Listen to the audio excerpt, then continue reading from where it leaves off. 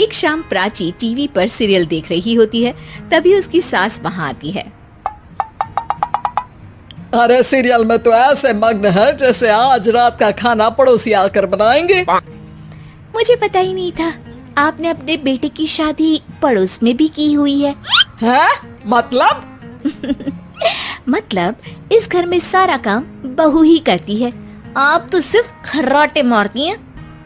अच्छा जी, फिलहाल तो तुम आराम फरमा रही हो, चलो जाओ, ये मेरे टीवी देखने का समय है। आहा, इसीलिए मुझे भगाया जा रहा है। सॉरी, अब तो बिल्कुल नहीं जाऊंगी। प्राची की इस बात पर दोनों सास बहू के बीच टीवी रिमोट के पीछे बच्चों जैसे छीना झपटी शुरू हो जाती है, जिसके बीच श्लोक भी काम से घर वापस आ जाता है। हाँ, आज मेरी चूहे बिल्ली की जोड़ी किस बात पर झगड़ रही है? अरे तेरे बीवी मुझे टीवी ही नहीं देखने दे रही। अरे तुम्हारी मम्मी मुझे खाना बनाने के लिए फोर्स कर रही है। अरे वाह, ऐसे बेतुके रीजन पर तो बच्चे भी झगड़ा नहीं करते। अरे मुझे कुछ मत बोल, सब इसने ही शुरू किया है। हाँ हाँ, जैसे आप तो बहुत दूध की धूली है ना। अरे बस, दोनों चुप। प्राची जाओ, खाने की तैयारी करो। और माँ तुम छोड़ो, तुम्हें क्या बोलूं, शांति से अपना सीरियल देखो, मुझे दोबारा लड़ने की आवाज सुनाई नहीं देनी चाहिए। ऐसा बोलकर श्लोक वहाँ से चला जाता है, जिसके पीछे पीछे प्राची भी कुछ न कुछ बड़बड़ाते हुए रसोई में चली जाती है। हाँ हाँ, सासू जी को तो कुछ बोलेंगे ही नहीं, बस मुझ पर ही हुक्म चलता है, खाना बनाओ, जैसे मैं इनके घर में खाना बनाने के लिए आई हूँ। इसी तरह शाम बीतती है और रात को श्लोक और प्राची की सास खाना खाकर सोने चले जाते हैं, लेकिन प्राची गुस्से में कुछ खाए बिना काम में ही लगी रहती है। इस घर में किसी को घंटा फिक्र नहीं पड़ता, मैं खाऊं या भूखी रहूं। प्राची कुछ देर के लिए रसोई से बाहर जाती है और जैसे ही वापस आती है तो वहाँ दूध का भरा ग्लास देखकर हैरान रह जाती है। फिक्र पूरी है, बस दिखाना नहीं है। प्राची दूध पीकर सोने चली जाती है और अगली सुबह एक बार फिर सास बहू का कार्टून नेटवर्क स्टार्ट हो जाता है। ये तुमने ही किया है। अरे अजीब जबरदस्ती है, मैं बोल रही हूँ मैंने कुछ नहीं किया। दोनों ने मिलकर पूरे घर को पागल खाना बनाया हुआ है। यहाँ कोई नॉर्मल इंसान तो रह ही नहीं सकता, इसीलिए अब पड़ोसी क्या रिश्तेदार भी घर आने से कतराते हैं।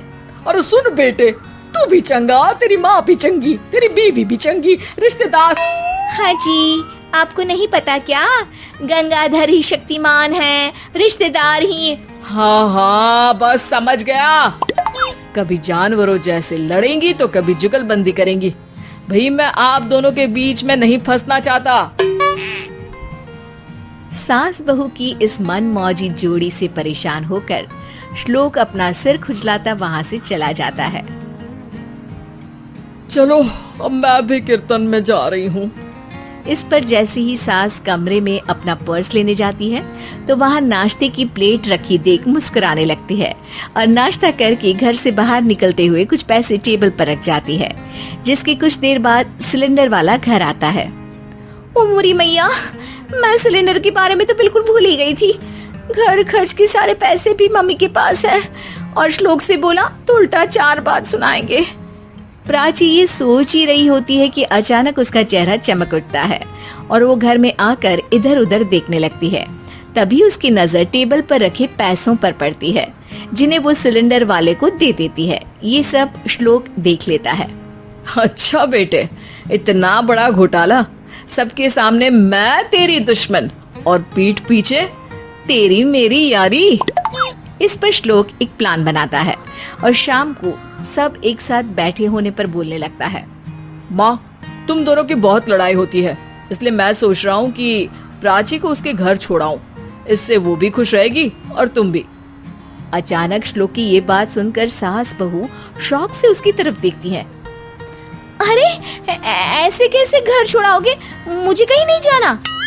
अरे तुमने बोला नहीं पर मैंने सुन लिया, तुम्हें मम्मी के साथ रहना अच्छा नहीं लगता, मुझे पता है।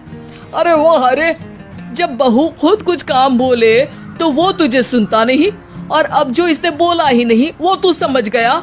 जब उसे नहीं जाना तो फिर जबरदस्ती क्यों कर रहा है? अच्छा, फिर आपको मौसी के घर छोड़ाता हूँ, बस अब आप दोनों एक घर में एक छत के नीचे नहीं रह सकती। मैं इस टॉम एंड जेरी की जोड़ी को और नहीं झेल सकता। है? ऐसे कैसे नहीं रह सकते? तुम्हें इतनी दिक्कत है तो तुम्हारा बोरिया बिस्तर पैक कर देती हूँ, लेकिन मम्मी जी कहीं नहीं जाएंगी। बिल्कुल यही सुनना था मुझे। अगर दोनों में इतना ही प्यार है फिर हर वक्त ये लड़ाई का नाटक क्यों करती हो?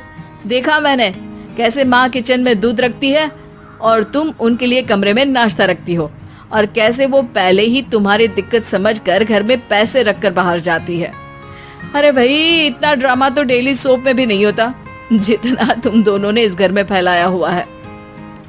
तू हमें टॉम एंड जेरी बोलता है ना, तो याद कर वो दोनों भी एक दूसरे को बाहर वालों की बुरी नजर से बचाने के लिए हमेशा सबके सामने लड़ते थे, लेकिन अकेले में दिक्कत के समय मदद भी तो करते थे। बस हमारा रिश्ता भी कुछ ऐसा ही है। और वैसे भी अगर सास बहू में तू मैं नहीं होती तो दुनिया वालों को कहानियां कैसे मिलेंगी?